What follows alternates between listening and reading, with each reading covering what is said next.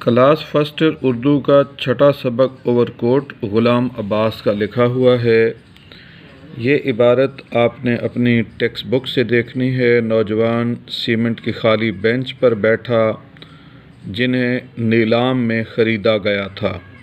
اس کتاب کو آپ ٹیکسٹ بک سے اچھی طرح دیکھ لیں گے۔ اس کی تشریح ہے کہ ہمارے سماجی اور تہذیبی ظاہر و باطن کو عیاں کرتا ہوا یہ افسانہ اردو ادب میں شاہکار کا درجہ رکھتا ہے۔ خوش پوش نوجوان کی یہ کہانی معاشرے کے کھوکھلے پن اور تضاد کو بڑی عمدگی سے ظاہر کرتی ہے۔ زندگی رنگا رنگی سے گزرنے والا یہ کردار سیٹی بجاتا، چھڑی گھماتا، قالینوں کے نرخ پوچھتا، رسالوں کی برگردانی کرتا، ریستوران کے باہر ساز سنتا، گرام فون ریکارڈوں کی فہرست حاصل کرتا ہوا اچانک لاری کی لپیٹ میں آ کر موت سے ہمکنار ہو جاتا ہے۔ آپریشن تھیٹر میں اس کی خوش پوشاکی کا بھرم کھل جاتا ہے۔ جنوری کی ایک سرد شام کی لاہور کے مال روڈ سے ابھرنے والی یہ کہانی ہمارے سماج کی دو رنگی کا پردہ چاک کر دیتی ہے۔ یہ عبارت سبق کے درمیانی حصے سے لی گئی ہے۔ عبارت کی تشریح طلب عبارت میں افسانے کے مرکزی کردار نوجوان کے حسرت بھرے مشاہدے کا حال قلم بند کیا گیا۔ وہ جنوری کے ہفتے کی سرد شام کو لاہور کے مال روڈ پر نمودار ہوا۔ وہ اطراف کی دکانوں کے باعث گہما گہمی کے مناظر دیکھتا ہوا ایک سیمنٹ کی بینچ پر بیٹھ گیا۔ اس کے سامنے سے ہر قسم کے لوگ گزر رہے تھے۔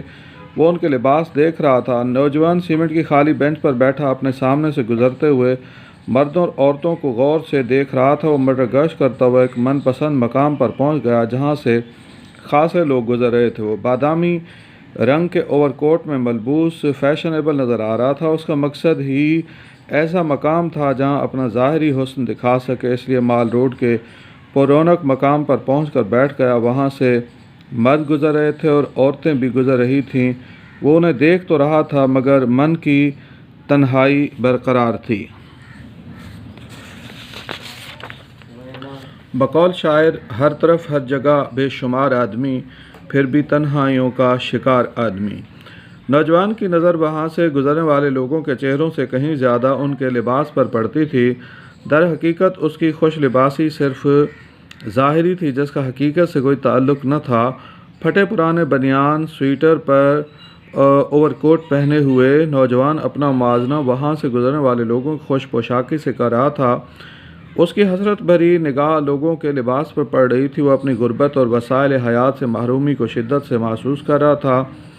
اس جگہ سے گزرنے والے لوگوں میں زیادہ تر سرکاری افسر، رہنما، طلباء، دفتروں کے کلرک، نرسیں اور حتیٰ کہ ہر قماش کے لوگ شامل تھے۔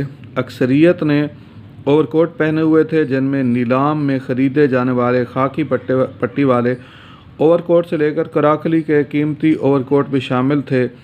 یہ لاہور کی معاشرت ہے کہ ہفتے کی شام کو اہل لاہور کثیر تعداد میں گھروں سے باہر نکلتے ہیں۔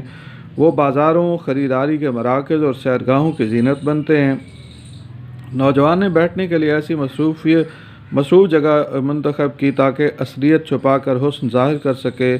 بقول شاعر جب بھی چاہیں ایک نئی صورت بنا لیتے ہیں لوگ، ایک چہرے پر کئی چہرے سجا لیتے ہیں لوگ۔